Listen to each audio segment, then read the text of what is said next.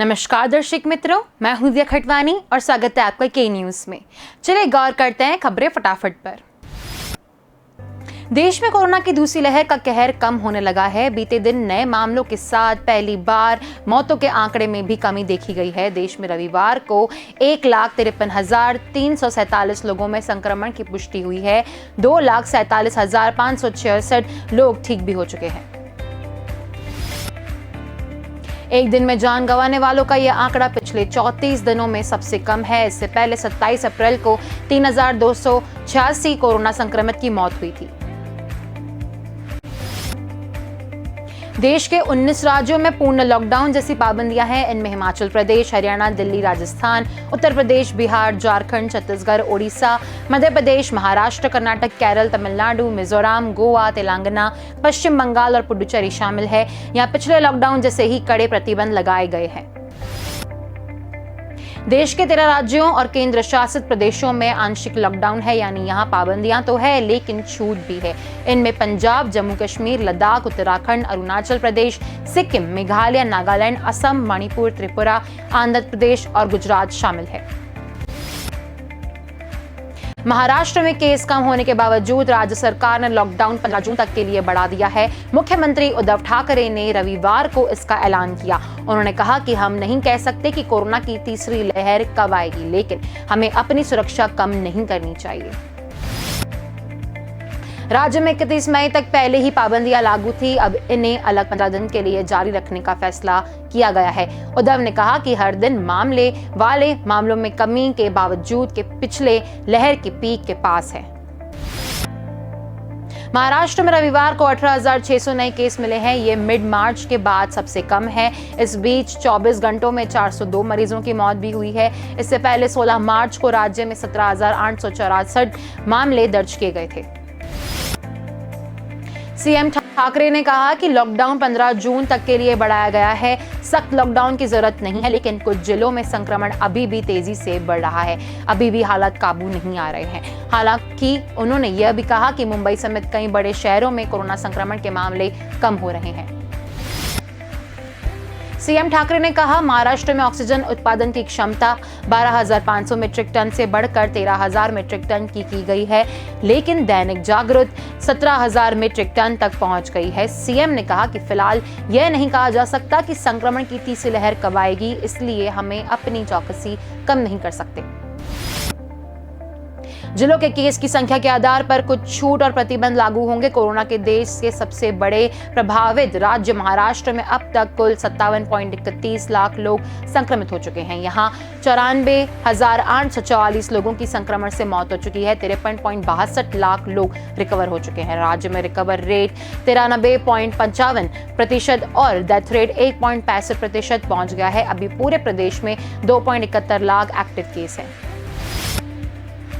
दुनिया भर में कोरोना की रफ्तार थमने लगी है। बीते दिन दुनिया में करीब 3 महीने बाद नए संक्रमितों का आंकड़ा 4 लाख से नीचे पहुंचा। रविवार को दुनिया भर में 3,98,811 लोगों में वायरस की पुष्टि हुई। इससे पहले 9 मार्च को दुनिया में 3.93 लाख लोग कोरोना की चपेट में आए थे। बीते दिन 8,390 लोगों की कोरोना की वजह से मौत हुई। इटली में बीते दिन कोरोना के 2,949 मामले सामने आए और 44 लोगों की जान गई। एक दिन में होने वाली मौतों का यह सबसे बड़ा आंकड़ा पिछले साल से कम के बाद सबसे कम है। इससे पहले अक्टूबर मिड यहां तक औसतन 40 से 50 मौतें हो रही थी। इसके बाद यह आंकड़ा कई गुना तक बढ़ गया था। ब्रिटेन में सरकार एनएचएस स्टाफ के लिए वैक्सीनेशन अनिवार्य करने की तैयारी कर रही है। यहां के वैक्सीनेशन की जिम्मेदारी संभालने वाले मंत्री नदीम जाहवी ने बताया कि सरकार इस पर मंथन कर रही है। हम जल्द किसी नतीजे पर पहुंचेंगे और आपको इस बारे में जानकारी भी देंगे। दुनिया में कोरोना के अब तक 17.10 करोड़ से ज्यादा लोग संक्रमित हो चुके हैं।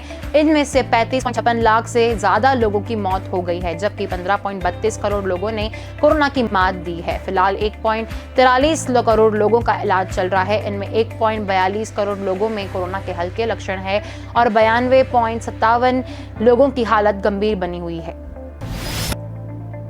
कोरोना महामारी के दौर में नेवी ने अपने हेलीकॉप्टर में medical intensive care unit fit किया है। इस हेलीकॉप्टर में गंभीर मरीज को इमरजेंसी में अस्पताल पहुंचाया जा सकता है। नेवी का यह advance light helicopter MK3 helicopter किसी भी मौसम में उड़ान भर सकता है। एयरक्राफ्ट में MICU को हिंदुस्तान एरोनॉटिक्स लिमिटेड ने फिट किया है। इंडियन नेवल एयर स्क्वाड्रन 323 से ALH MK3 विमान INS हंसा पर तैनात है। इमरजेंसी MICU के तहत हेलीकॉप्टर में 2 defibrillator, multipara monitor, ventilator, oxygen support infusion और सीरिंज पंप लगाए गए हैं। इसमें एक सक्शन सिस्टम भी लगाया गया है जो मरीज को मुंह या सांस लेने के रास्ते को साफ कर सकता है। MICU सिस्टम हेलीकॉप्टर के पावर सप्लाई से ही चलेगा। इनमें 4 घंटे का बैटरी बैकअप भी है।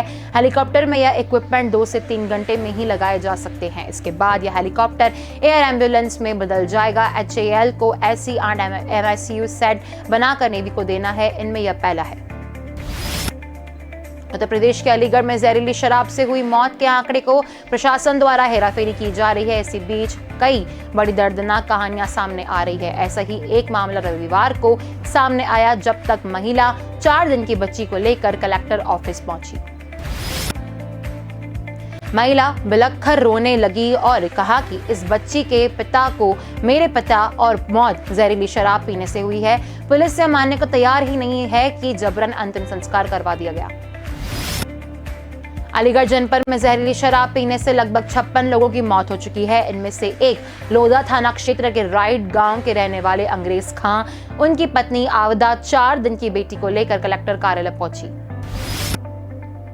आवदा ने बताया कि उसके पति ने पचपेड़ा स्थित देसी शराब से ठेके शराब खरीदी थी और उसके बाद उसकी मौत हो गई। वहीं जब इसकी शिकायत पुलिस अधिकारियों से की तो उसके पति और जबरन दफना दिया। अब प्रशासन उनका नाम मुआवजा सूची में शामिल करने से इनकार कर रही है और कह रही है कि अंग्रेज की मौत अन्य बीमारी से हुई है। ऐसी शिकायत करने वाली यह महिला अकेली नहीं थी। DM ऑफिस में ऐसे 12 मृतकों के परिजन पहुंचे जिन्होंने कहा कि प्रशासन में मृतकों का जबरन अंतिम संस्कार किया गया है, पंचनामा तक नहीं भरवाया। ये उसी लोधा थाना क्षेत्र के उन गांवों के लोग हैं जहां सबसे पहले 27 मई को शराब से मौतें होने का सिलसिला शुरू हुआ था। लोधा क्षेत्र के 4 गांव में ही 25 से ज्यादा लोगों की मौत हो चुकी है। बड़ी बात यह है कि इन पीड़ितों से DM और SDM किसी ने भी मुलाकात नहीं की। राइट लोधा गांव में अंग्रेज खां, वाहिद खां, मुकेश कुमार, मुनीर खां, आस मोहम्मद जहरीली शराब से दम तोड़ चुके हैं। केरल हाईकोर्ट ने राज्य सरकार के 6 साल पुराने उस फैसले को पलट दिया जिसमें मुसलमानों को अल्पसंख्यक होने के नाम पर 80% और 20% स्कॉलरशिप ईसाइयों को दी जा रही थी। कोर्ट के इस फैसले के बाद सरकार के सामने मुश्किल खड़ी हो गई, साथ ही राज्य में विवाद भी शुरू हो गया है। उलट ईसाइयों ने इस फैसले का स्वागत किया है। केरल के ईसाई संगठनों ने हाईकोर्ट के फैसले को तुरंत लागू करने की मांग की है। चर्च के ट्रस्टी और जैकोबाइट बिशप जोसेफ ग्रेगरियस ने कहा कि सरकार हाईकोर्ट के फैसले को लागू करवाकर हमें न्याय दिलाएगी। मुख्यमंत्री हमारे के मुद्दों को प्राथमिकता देंगे। केरल में मुसलमानों के सबसे बड़े संगठन इंडियन यूनियन मुस्लिम लीग ने इस फैसले पर राज्य सरकार को कटघरे में खड़ा किया है। IUML के ने कहा है कि सरकार अदालत के सामने तथ्य रखने में असफल रही है। स्कॉलरशिप का अनुपात खत्म कर पूरी स्कॉलरशिप मुसलमानों को दी जानी चाहिए। गंगा किनारे मिली लाशों के बाद उत्तर प्रदेश से एक और शर्मनाक तस्वीर सामने आई है। बलरामपुर में एक कोरोना मृतक का अंतिम संस्कार करने की बजाय परिवार ने शव को राप्ती नदी में फेंक दिया। इसका एक वीडियो भी सामने आया है। इसमें 2 लोग शव को पुल से नदी में फेंकते दिख रहे हैं। इनमें से एक ने PPE किट पहन के रखा है। यह घटना कोतवाली थाना इलाके में राप्ती नदी पर बने सिसई घाट पुल की है। शव को राप्ती नदी में फेंके जाने के दौरान वहां से गुजर रहे किसी व्यक्ति ने उसका वीडियो बना लिया जो अब वायरल हो चुका है। पुलिस ने दोनों आरोपियों को गिरफ्तार कर लिया है। बलरामपुर में कोरोना काल में अपने किस तरह पराये हो जाते हैं, बलरामपुर की यह घटना यही बताती है। यहाँ चंद रुपए बचाने या कोरोना के डर से शव का अंतिम संस्कार न करके राप्ती नदी में फेंका दिया गया है। जांच के दौरान पुलिस को पता चला कि यह शव चौतरगढ़ जनपद के सिद्धार्थनगर में रहने वाले प्रेमनाथ मिश्रा का है। प्रेमनाथ के परिवार में उनका एक भाई है जो मुंबई में रहते हैं। उनके माता पिता का निधन काफी पहले हो चुका है। पत्नी की भी 3 साल पहले मौत हो गई थी। प्रेमनाथ की कोई औलाद नहीं थी। इसी दौरान प्रेमनाथ अपना मानसिक संतुलन खो बैठे थे। लॉकडाउन की वजह से प्रेमनाथ बलरामपुर में अपने भतीजे संजय शुक्ला के घर रहने लगे। 25 मई को उनकी हालत बिगड़ी तो संजय शुक्ला ने उन्हें जिला अस्पताल में एडमिट कराया। जांच में उनकी कोरोना रिपोर्ट पॉजिटिव आई। कोरोना का डर कहें या कुछ रुपए बचाने के लिए संजय शुक्ला ने प्रेमनाथ का अंतिम संस्कार न करके फैसला लिया। उन्होंने एक सफाई कर्मी मनोज को 1500 रुपए और राप्ती शमशान घाट पर काम करने वाले चंद्र प्रकाश को 1000 रुपए देकर शव को जल प्रवाहित करने के लिए कह दिया। पुलिस के मुताबिक संजय शव की राप्ती नदी के घाट पर प्रवाहित कराना चाहता था। वह राप्ती पुल के नीचे खड़ा था। बारिश के कारण सड़क पर ट्रैफिक कम होने पर दोनों ने पहले शव के साथ पत्थर बांधे और फिर पुलिस से नीचे नदी में गिरा दिया। ऐसा करने में संजय शुक्ला काफी नाराज भी हुआ। उसी वक्त वहां से गुजर रहे एक कार सवार ने घटना का वीडियो बना लिया। इसी से मामले का खुलासा हुआ। जिले के संयुक्त चिकित्सालय में शिफ्ट कर दिया गया है। 3 दिन इलाज चलने के बाद 28 मई को प्रेमनाथ की मौत हो गई। इसकी खबर संजय शुक्ला को दी गई तो उन्होंने अगले दिन शव लेने की बात कही। भरतपुर के नीमदा गेट के पास शुक्रवार शाम को सरेआम डॉक्टर सुदीप गुप्ता और उनकी पत्नी सीमा को ताबड़तोड़ फायरिंग कर हत्या करने वाला अनुज और उसका साथी महेश का 36 घंटे बाद भी सुराग नहीं मिला है। वहीं आरोपी अनुज के जीजा दौलत उर्फ बोलू पहलवान व निर्भा सिंह के गिरफ्तार कर लिया गया है। बीच शनिवार को एक की चिता पर डॉक्टर दंपति के शवों का अंतिम संस्कार किया गया। 2 साल में 4 जिंदगियों की दर्दनाक मौत से जुड़ा पूरा मामला डॉक्टर सुदीप और उनकी पत्नी के क्लिनिक में रिसेप्शनिस्ट रह चुकी दीपा गुर्जर उर्फ रिया के बीच अफेयर, उसकी जलाकर हत्या और हत्या का बदला लेने के लिए होने से सामने आ रहा है। दीपा की मौत के बाद गिरफ्तार हुई डॉक्टर सीमा ने पूछताछ में बताया था कि उन्होंने भरतपुर के पोश इलाके में सूर्या सिटी में एक महंगा विला खरीदा था। डॉक्टर सुदीप ने यह विला अपनी कथित प्रेमिका दीपा गुर्जर को रहने के लिए दिया था। इसमें वह अपने 6 साल के बेटे शौर्य के साथ करीब 8-10 महीने तक रही। सुदीप ने बताया था कि एक बैंक मैनेजर को विला किराए पर दे दिया है। आसपास के लोगों के मुताबिक डॉक्टर सुदीप खुद अक्सर वहां आते जाते थे और वक्त बिताते थे, लेकिन डॉक्टर सीमा कई महीनों तक वहां नहीं गई। डॉक्टर सीमा ने पुलिस पूछताछ में बताया था कि उनके महंगे विला में रह रही दीपा गुर्जर ने 1 नवंबर 2019 को विला में Ayesha salon and spa centre खोला था। इसके निमंत्रण पत्र में दीपा ने डॉक्टर सुदीप का नाम भी छपवाया था। तब डॉक्टर सीमा को पति सुदीप के दीपा से ताल्लुक बनाए रखने का पता चला। वह यह बर्दाश्त नहीं कर सकी और 7 नवंबर को दीपा को सबक सिखाने अपनी सास को लेकर सूर्या सिटी स्थित विला पहुंच गई। वहां दीपा और डॉक्टर सीमा के बीच तकरार हुई। लॉकडाउन के दौरान बेवजह घूमने वालों की धरपकड़ कर पुलिस द्वारा उन्हें अस्थायी जेल भेजा जा रहा है, लेकिन इंदौर पुलिस ने अनूठा प्रयोग किया है। रीगल चौराहे पर रोजाना नगर निगम और पुलिसकर्मी ऐसे लोगों की धरपकड़ करते हैं। रविवार को अलग दृश्य देखने को मिला। पुलिस द्वारा तफरी करने वालों को पकड़कर पहले उनका कोविड टेस्ट किया गया है। रिपोर्ट आने के बाद उन्हें अस्थायी जेल भेजा गया, जहां उन्हें 3 घंटे की सजा मिली। थाना प्रभारी कमलेश शर्मा ने बताया, रोजाना तफरी करने वालों पर कार्रवाई लगातार जारी है, लेकिन जब उन्हें अस्थायी जेल भेजा जाता है। रविवार को स्वास्थ्य विभाग की सहायता से टेस्ट कराने वाली टीम की रेगल चौराहे पर तैनात रखा। तफरी करने वालों के सैंपल हाथों हाथ लिए। जब तक सैंपल लेने वाले व्यक्ति की रिपोर्ट आती है, उस वक्त तब तक बस में ही अलग सीट पर बिठाया रखा जाता है। नेगेटिव रिपोर्ट आते ही उसे तुरंत अस्थायी जेल भेजा दिया जाता है। स्वास्थ्य कर्मियों का कहना था कि कई लोग टेस्ट कराने से डरते भी नजर आए, लेकिन उनका फिर भी टेस्ट किया गया। पहले दिन कोई भी व्यक्ति पॉजिटिव नहीं पाया गया। स्वास्थ्य विभाग का कहना था कि यदि वह पॉजिटिव आता है तो तुरंत उसे MTH या नजदीक के स्वास्थ्य केंद्र भी भेजा जाएगा।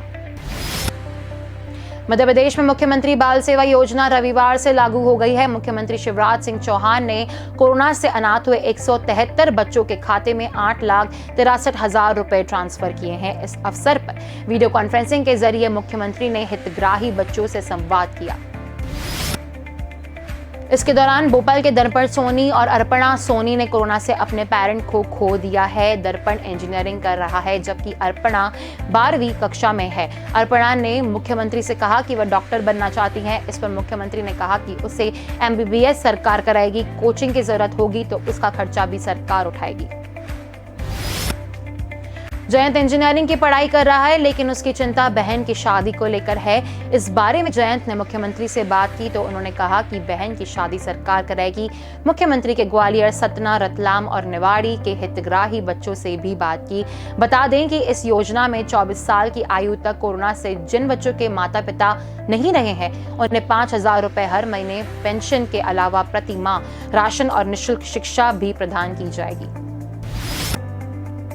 मुख्यमंत्री शिवराज सिंह चौहान ने कहा कि जिन बच्चों में रिश्तेदार उनकी देखरेख नहीं कर पाएंगे उनकी शासकीय बाल गृहों में व्यवस्था की जाएगी। मुख्यमंत्री ने कहा कि स्कूल, कॉलेज फीस, हॉस्टल, 9वीं से 12वीं तक के बच्चों के निजी स्कूल में पढ़ाई के लिए 10,000 रुपए दिए जाएंगे। निजी इंजीनियरिंग कॉलेज में एडमिशन के लिए प्रति वर्ष 1.5 लाख रुपए सरकार देगी। मुख्यमंत्री ने कहा कि कोविड के अलावा भी अनाथ बच्चों का पालन पोषण भी सरकार करेगी, उनकी पढ़ाई व रहने का इंतजाम किया जाएगा। मुख्यमंत्री ने कलेक्टरों को निर्देश दिए हैं कि ऐसे बच्चों की सूची तैयार करें। उन्होंने कहा कि कलेक्टरों की जिम्मेदारी है कि उनके जिले में कोई भी अनाथ बच्चा दर दर की ठोकर ना खाए। ऐसे बच्चों की पढ़ाई का इंतजाम भी सरकार करेगी। भोपाल कर्फ्यू के दौरान रविवार सुबह एक कार सवार ने ड्यूटी पर तैनात ट्रैफिक पुलिसकर्मी के जवान की जाने लाने की कोशिश की। आरोपी तेज रफ्तार में रॉन्ग साइड से आ रहा था। इस पर पुलिसकर्मी ने उसे रोकने का प्रयास किया। भागने के चक्कर में कार से सवार ट्रैफिक कर्मी को कार से उड़ा दिया गया जिससे उसके पैर पर गंभीर चोट आई है। हालांकि घायल होने के बाद भी आरक्षक ने एक जिप्सी से आरोपी कार का पीछा किया लेकिन उसे पकड़ने से नाकाम रहे। तलिया पुलिस ने आरक्षक की शिकायत पर अज्ञात कार चालक के खिलाफ FIR दर्ज कर ली है। रविवार सुबह करीब बजे देडराज तिराहे की है TI तैला डिपी सेंटीमीटर बताया गया है। सुबह करीब 6 बजे ट्रैफिक पुलिस के साथ थाना पुलिस का पॉइंट था। ट्रैफिक पुलिस थाने के आरक्षक प्रभात तिवारी ड्यूटी पर थे। इसी दौरान काले रंग की कार VIP रोड पर रॉन्ग साइड से आती नजर आई है। प्रभात ने दौड़ लगाकर सड़क के बीच में आते हुए कार सवार को रुकने के लिए कहा लेकिन चालक ने रुकने के बजाय कार की रफ्तार और बढ़ा दी है। सामने से टक्कर मारते हुए आगे निकल गए हैं। घटना के बाद सड़क पर जा रहे वाहन चालक भी यह घटना को देखकर घबरा गए। इस दौरान प्रभात खड़े हुए और वहां से जा रही जिप्सी से आरोपी का पीछा किया लेकिन उसे पकड़ नहीं पाए। TI तलिया डिप्टी CM ने बताया कि शिकायत पर आरोपी के खिलाफ एक्सीडेंट का मामला दर्ज किया गया है। उसकी लाशें में है तुरंत की उसका पता नहीं चला है। प्रभात को पैर, हाथ और कंधे में चोट आई है। भोपाल में किलायसतो नदी किनारे अमरनाथ कॉलोनी में सुअरों द्वारा शव नोचे जाने के मामले में नया खुलासा हुआ है। बच्चों के सामने पति की हत्या कर शव को घर में ही दफनाने वाले उर्मिला देवर कम कथित प्रेमी मोहन का शव भी जमीन में दफना दिया गया है। सनसनीखेज खुलासा उर्मिला ने पुलिस पूछताछ में किया है। पति की हत्या के बाद वह मोहन के साथ रहने लगी थी लेकिन मोहन अब किसी और महिला के साथ रहना चाहता है। इसे लेकर उनके बीच विवाद होने लगा था। इस कारण उनसे मोहन को भी मार डाला। इस बार उसके नाबालिग बेटे, बेटी और पड़ोसी ने मदद की। उर्मिला ने बताया कि उसके और मोहन के अवैध संबंधों के बारे में रंजीत को पता चल गया था। इस कारण दोनों ने पहले बच्चों और रंजीत के मुंह में कपड़ा ठूसा। इसके बाद पीट कर रंजीत की हत्या कर दी। बेटा उस दौरान 9 साल और बेटी 11 साल की थी। इसके बाद उर्मिला और मोहन ने घर में ही करीब 2 फीट गहरा गड्ढा खोदकर बच्चों के सामने ही रंजीत को दफना दिया था। पुलिस को मोहन का शव शुक्रवार सुबह किलायसोत नदी के पास अमरनाथ कॉलोनी की वहां सुअरों से नोचते हुए मिला है। पूछताछ के आधार पर पुलिस ने उर्मिला समेत 3 लोगों को हिरासत में लिया है। संदेह होने पर बच्चों ने ही पूछताछ में घटनाक्रम के बारे में बताया। वह काफी डरे हुए थे। बच्चों ने बताया कि उनकी मां उर्मिला ने ही 5 साल पहले पापा रंजीत को मारकर जमीन में दफना दिया था। नालंदा में लॉकडाउन के दौरान अपराध का ग्राफ बढ़ा है। बदमाश आए दिन अप्रिय घटना को अंजाम दे रहे हैं। ताजा मामला वैना थाना क्षेत्र में गिरदरचक गांव में रविवार को सामने आया, जहां मछली पकड़ने के विवाद में दबंग और फायरिंग करते हुए राइफल लहराया। घटना का वीडियो सोशल मीडिया पर तेजी से वायरल हुआ। फायरिंग में किसी के हताहत होने की सूचना नहीं मिली है। मध्य प्रदेश के सर्वाधिक संक्रमण जिलों में शामिल रतलाम जिला अब कोरोना की तेज रफ्तार को थमने में सफल होता नजर आ रहा है। रतलाम जिले में 8 मई को सर्वाधिक 398 कोरोना संक्रमित मरीज सामने आए थे, लेकिन कोरोना की तेज रफ्तार अब यहां थम गई है। 21 दिन बाद 24 घंटे में यहां 26 केस आए हैं। रविवार की दोपहर सूरजपुर पहुंचे प्रदेश के स्वास्थ्य मंत्री टीएस सिंहदेव जैसे ही लौटने लगे, हेलीकॉप्टर में दिक्कत आ गई। सूत्रों से जानकारी मिली कि सरकारी हेलीकॉप्टर का शीशा चटक गया था। ऐसे के टेक ऑफ करना रिस्की हो सकता है, लिहाजा पायलट ने उड़ान भरने से इनकार कर दिया।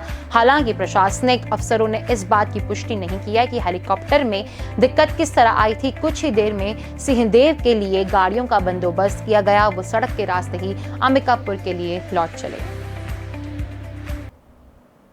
आज की खबरों में बस इतना ही। अधिक जानकारी के लिए देखते रहिए के न्यूज़। नमस्कार।